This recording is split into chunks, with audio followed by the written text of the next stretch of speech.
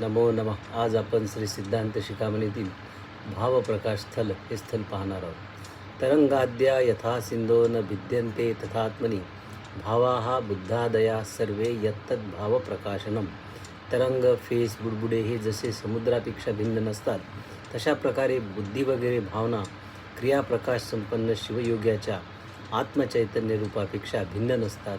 यालाच भावप्रकाश असे संबोधले जाते.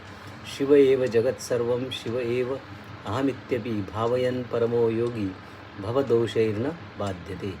हा सर्व प्रपंच परमात्मा स्वरूपच आहे, त्यामुळे मीही शिवच आहे असा भाव असणारा महाशिवयोगी सांसारिक सर्व दोषांनी लिप्त होत नाही.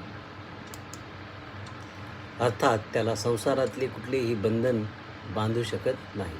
शिवभावे स्थिरे जाते निर्लेपस्य महात्मना ये ये भावा समुत्पन्ना असते शिवमया स्मृतः.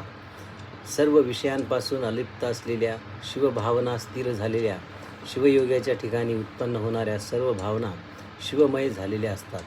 अद्वितीय अशिवाकार भावना ध्वस्त कर्मणा न किंचित भाव्यते साक्षात शिवात अन्यत महात्मना.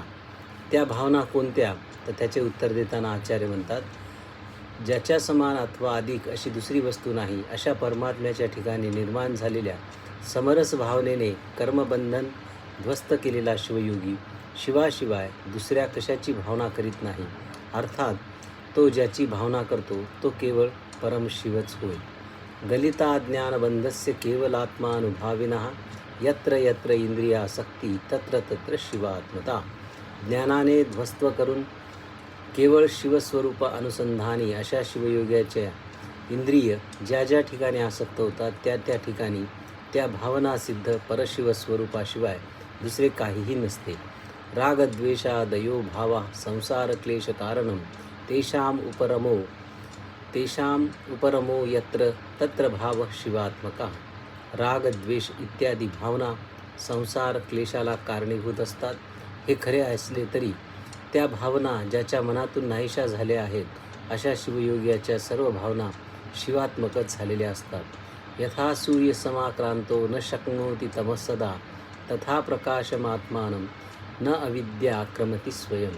अंधार जसा सूर्याला कधीही आवृत्त करू शकत नाही, तशा प्रकारे प्रकाश स्वरूप अशा आत्म्याला अज्ञानरूपी अंधकार कधीही झाकू शकत नाही.